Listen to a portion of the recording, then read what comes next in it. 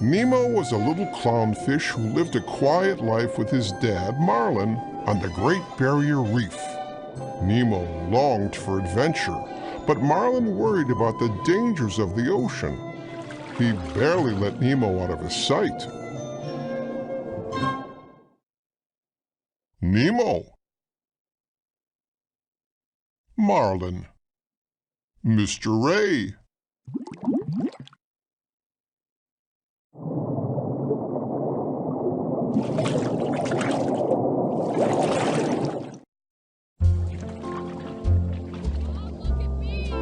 On the first day of school, Marlin overheard Nemo and his new friends daring each other to swim out over a steep cliff. Come on, Nemo! How far can you go? Sheldon. Tad. Pearl.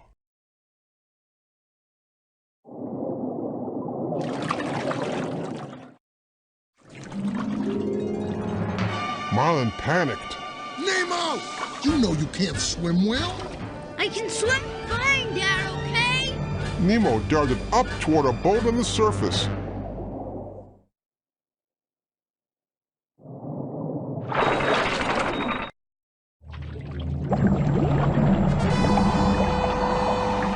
As Nemo swam, a diver appeared behind him. The diver pulled out a net and caught Nemo.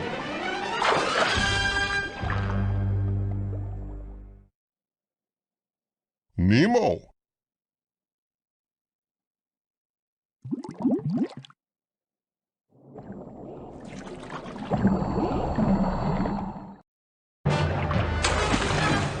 Then he returned to his boat and sped off, accidentally knocking one of his masks overboard.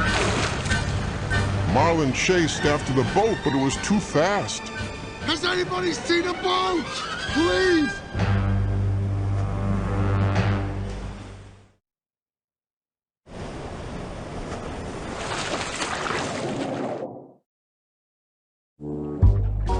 Marlin soon bumped into a blue tang fish named Dory who offered to help. Hey, I've seen a boat. Yeah, went this way. Follow me. When Marlin followed, Dory whirled around.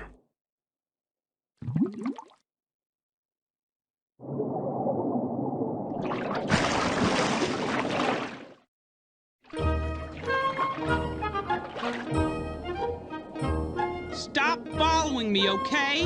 What are you talking about? You're showing me which way the boat went. Dory looked surprised, then shook her head sadly. I'm so sorry. See, I suffer from short-term memory loss.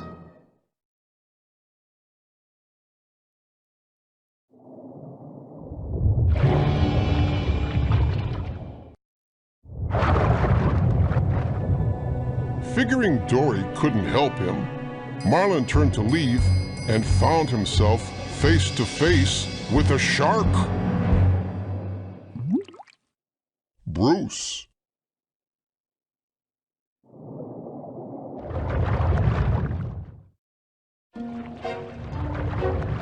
The shark invited Dory and Marlin to a get-together in an old sunken ship.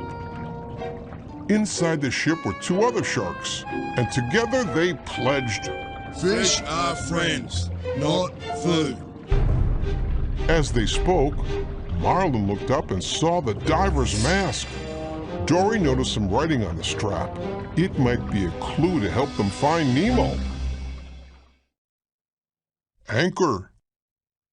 Chum. Bruce.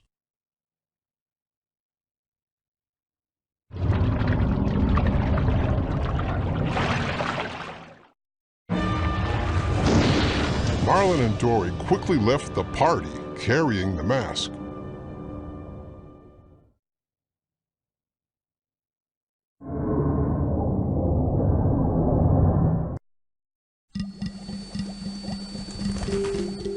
Miles away, Nemo had been taken to a fish tank in a dentist's office. A goofy gang of tropical fish lived there. The fish and their friend Nigel, a pelican, passed the time by watching the dentist work. ebb and flow, gurgle, bloat, bubbles, Nigel, Peach, bloat.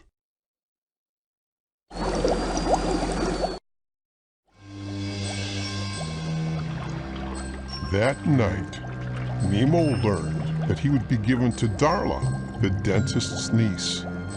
The tank gang warned him that Darla's fish never lived for very long. Their leader, Gil, took charge. We're gonna help him escape.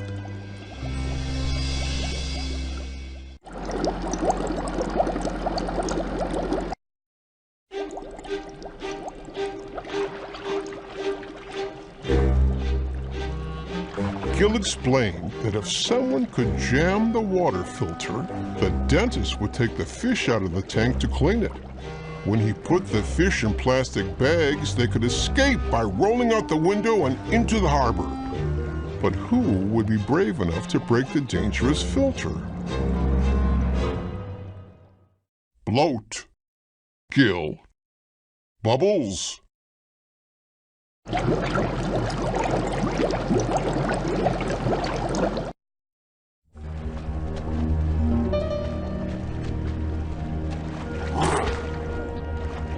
Deep in the ocean, Dory and Marlin were in a dark canyon. Marlin struggled to hold on to the lighted antenna of a dangerous anglerfish so that Dory could read what was written on the mask. P. Sherman, 42 Wallaby Way, Sydney.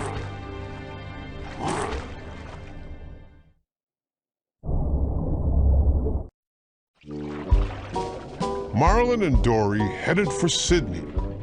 Suddenly, Dory bumped into a teeny tiny jellyfish. I shall call him Squishy, and he shall be mine. But Squishy wasn't alone.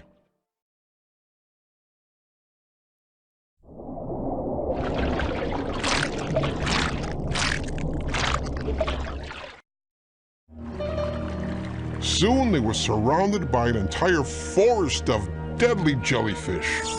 The jellyfish stung Dory and Marlin too, making them feel weak and tired.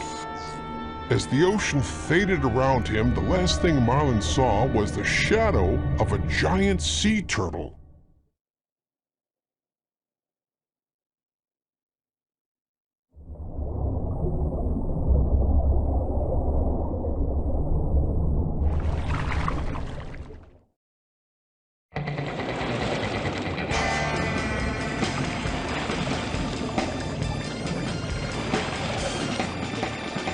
When Marlin woke up, he was lying on the sea turtle's shell. The turtle introduced himself. Dude, name's Crush. Dory.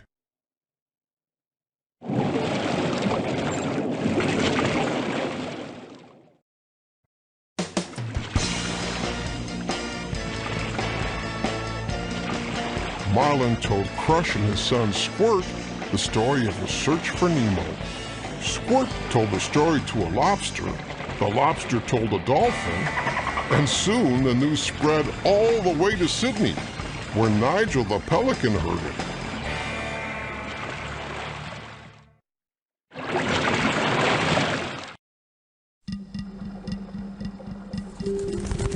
Nigel sped off to the dentist's office to tell Nemo. Your dad's been fighting the entire ocean looking for you. And the word is he's headed this way right now to Sydney. Really? Nemo realized that if he was ever going to get home, he had to be brave too.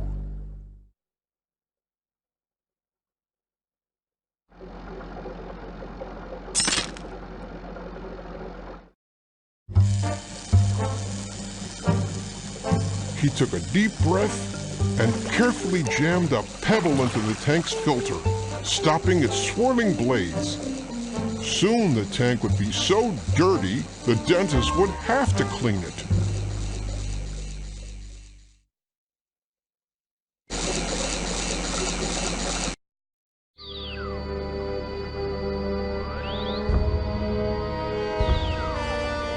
But in the morning, the tank was still clean. The filter had been changed during the night, ruining their escape plan. Then the dentist slipped a net into the water, capturing Nemo. Help me!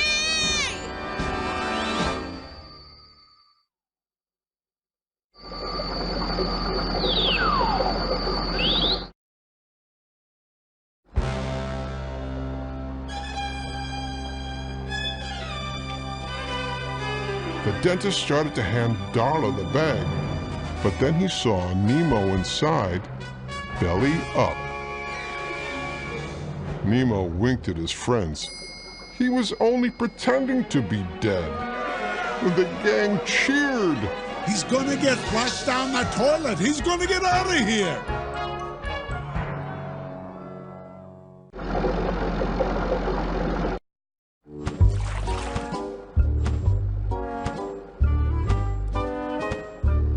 Outside Sydney, Marlin and Dory had met Nigel, who flew them straight to the dentist's office.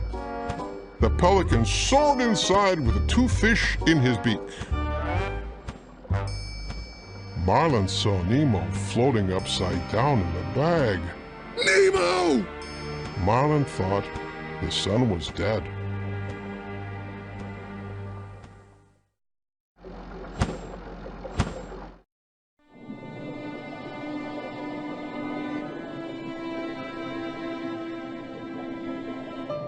Nigel returned to the harbor. He dropped Marlin and Dory into the water. Marlin swam out to sea, leaving Dory. We were too late. I'm going home now.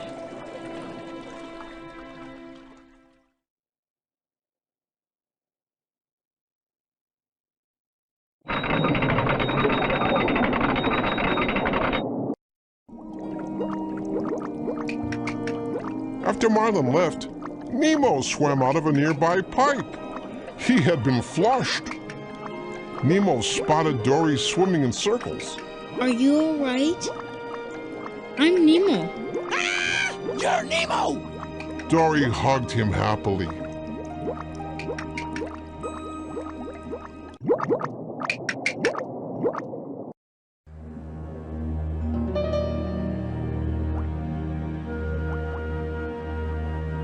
Nemo and Dory searched for Marlin, spotting him in the nearby fishing grounds. Daddy! Nemo!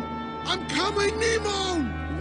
As they swam toward each other, a big net dropped into the water and captured lots of fish, including Dory.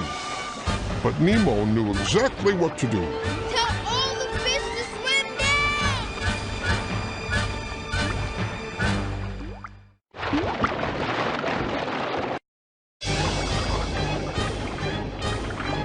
Together, the fish swam down until the net broke.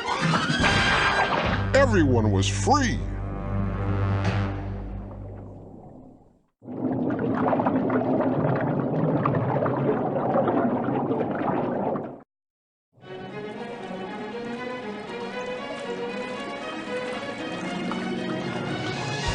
Several weeks later, Nemo was back home and ready for school. This time, Marlin was ready too. He knew that his son could take care of himself. Nemo waved as he swam away. He swam back and hugged Marlin. Love you, Dad. Marlin smiled. I love you too, son. Now go have an adventure.